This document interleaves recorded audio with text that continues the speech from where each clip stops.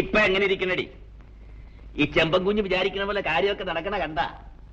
നാളെ കറുത്തമ്മയുടെ കല്യാണം കൂടെ കഴിഞ്ഞാ പിന്നെ നീ പറയടി, പിന്നെ എന്നതാണുള്ളത്? പിന്നുള്ളത് ആ മേത്ത ചെറുക്കന്റെ ഏരപ്പാളി. പിന്നെന്നതാണപ്പാ? ആ എടീ, പിന്നാണ് നമ്മൾ സൂഹിക്കാൻ പോണത്. വള്ളം രണ്ടും അങ്ങാട്ട് ചെറുക്കനെ ഏൽപ്പിക്കും. അല്ലേ, അതെങ്ങനെയാണ്? പെണ്ണിനെയും കൊണ്ട് അവനവന്റെ നാട്ടിലേക്ക് പോവില്ലേ? എന്ത് കാര്യത്തിന്? അവിടെ എന്നതിരിക്കണ്? അവ ഇവിടെ നിന്നോളും. നിന്നാ കൊള്ളാം. നിന്നില്ലെങ്കിൽ നിർത്തണടി. അല്ലെങ്കിൽ പിന്നെ വീടും കൂടും ഇല്ലാത്തവൻ ആരെങ്കിലും പെണ്ണ് കൊടുക്കുക?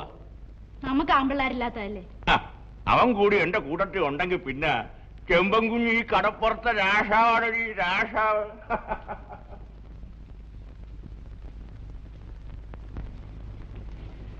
അമ്മച്ചി, കല്യാണം കഴിഞ്ഞാലും എന്നെ ഇവിടെ നിന്ന് വിടൂല്ലേ അമ്മച്ചി? എന്താ മോളെ? എനിക്കിവിടെ നിൽക്കണ്ട അമ്മച്ചി, എനിക്ക് പോയാ മതി. അപ്പൊ അത്രേ ഉള്ളൂ.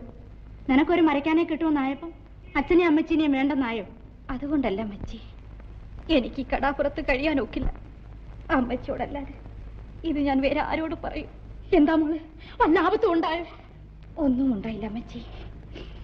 പക്ഷെങ്കിൽ എന്റെ മനസ്സെനിക്ക് പിടിതരുന്നില്ല. എനിക്ക് ഭയം തോന്നുന്നു അമ്മച്ചി. പൊന്നുമോളെ, അങ്ങനാണെങ്കിൽ നീ ഇവിടെ നിൽക്കണ്ട, നീ പോയിക്കും. ഞാനിവിടെ നിന്ന ഈ കടാപ്പുറം മുടിഞ്ഞു പോവും അമ്മച്ചി, മുടിഞ്ഞു പോവും.